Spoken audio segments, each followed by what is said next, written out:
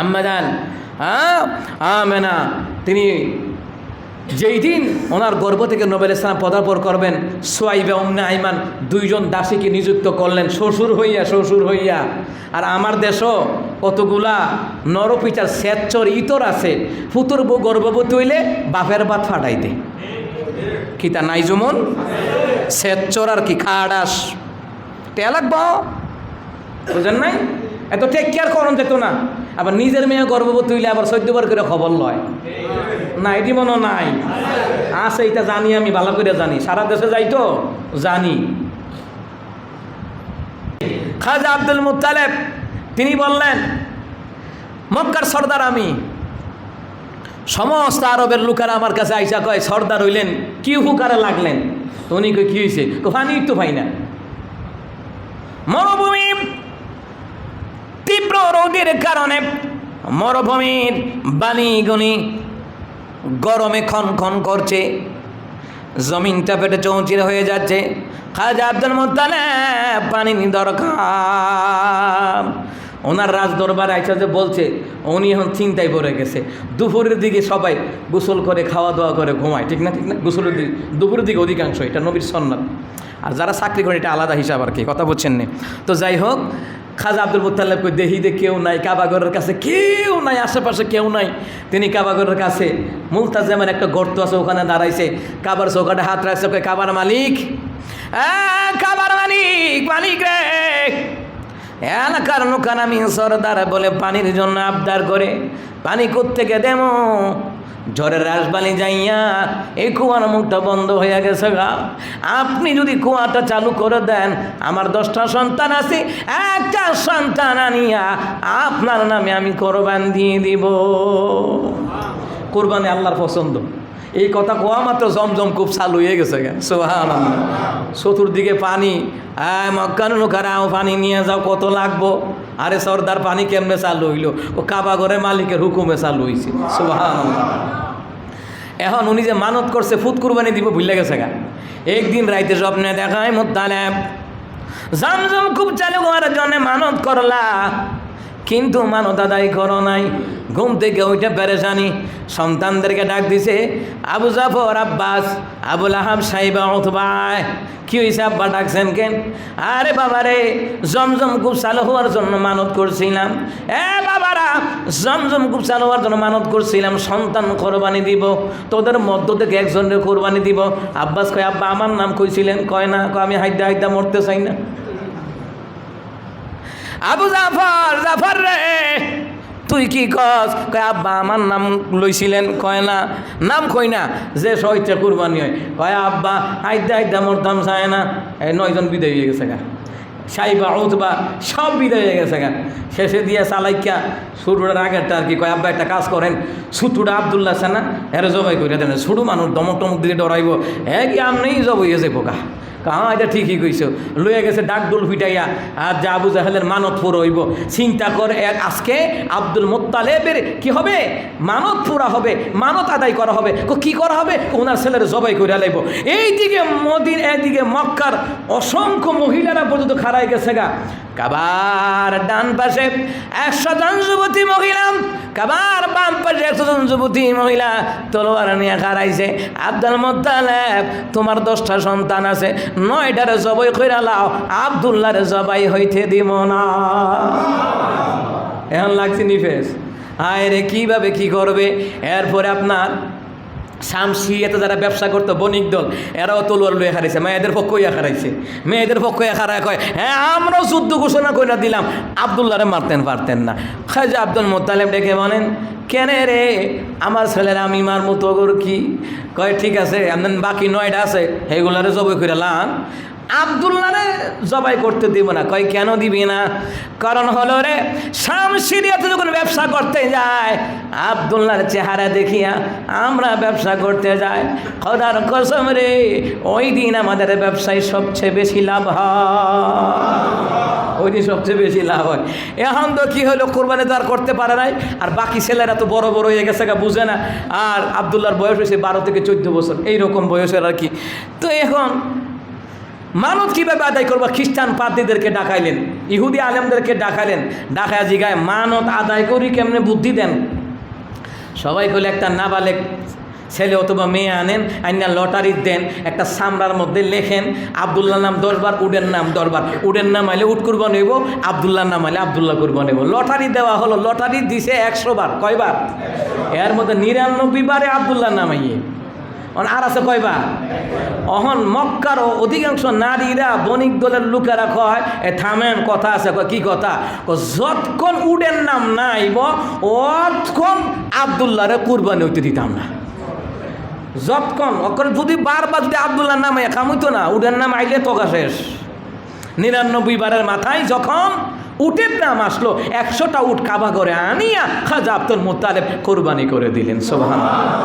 তো উনি খাজা আব্দুল মুত্তালেব উনিও মানত করছেন কার নামে?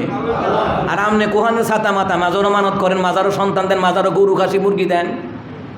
খাজা আব্দুল মুত্তালেব নবী আলাইহিস সালামের দাদা, যেই সময় নবী দুনিয়াতে আসে নাই, কিন্তু উনি কাবাগরের যে একদম মালিক আছে, ওই মালিকের নামে মানত করছে। আর আমনে আমি কিতা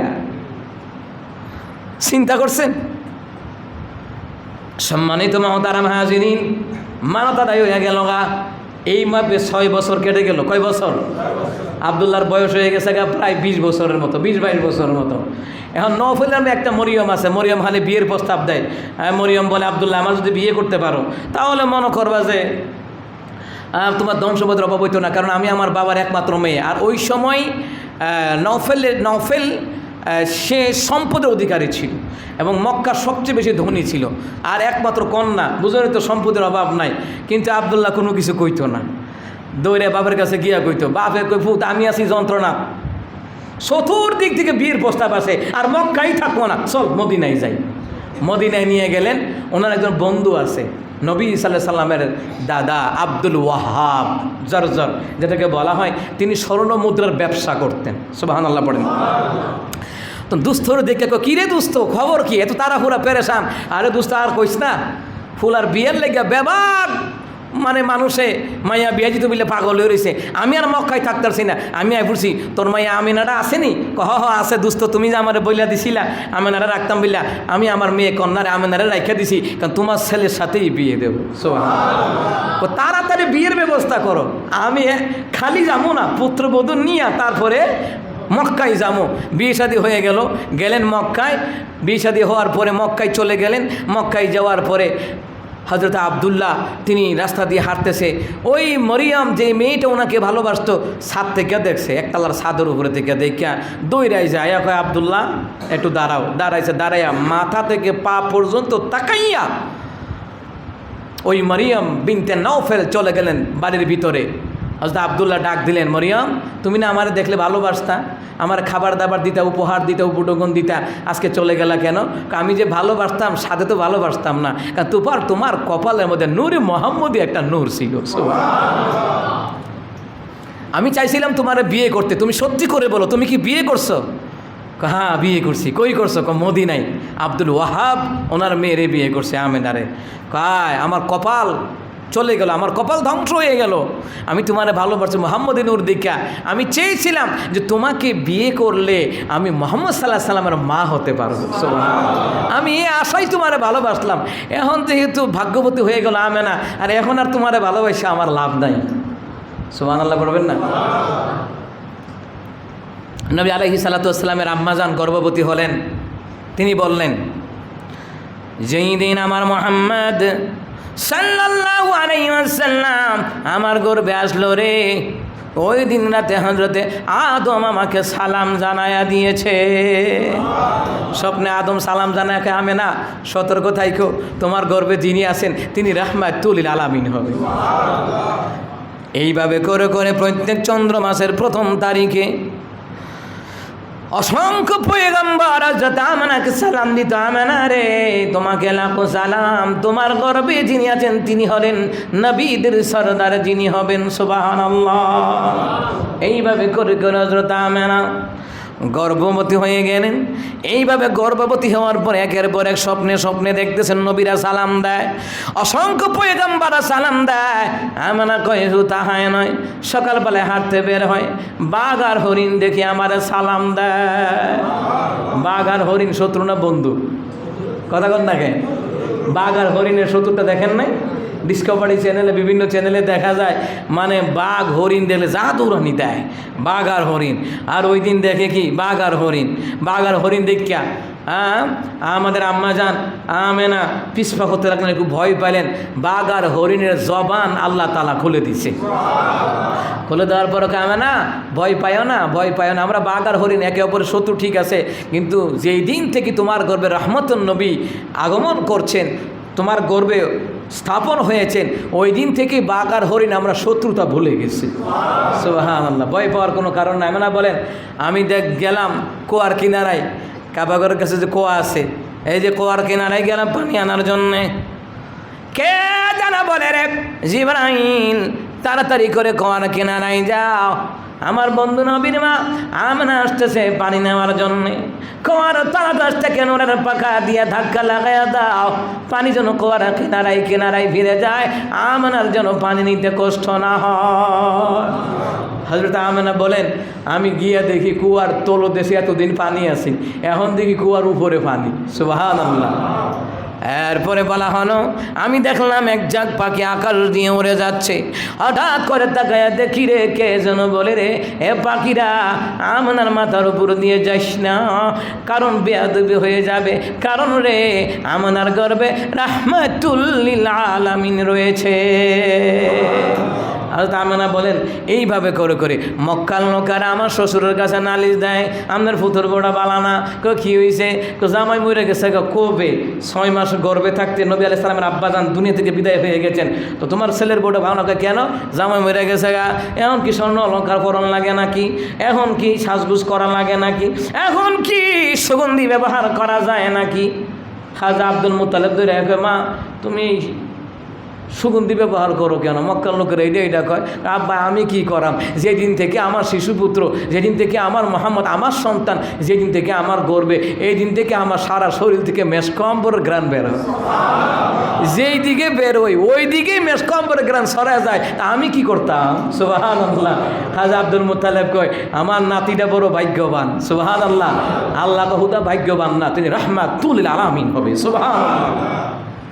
আম্মা জান আমেনা তিনি যেই দিন ওনার গর্ভ থেকে নবী আলাইহিস সালাম পদার্পণ করবেন, সুয়াইবা উম্মে আইমান 2 জন দাসীকে নিযুক্ত করলেন শ্বশুর হইয়া।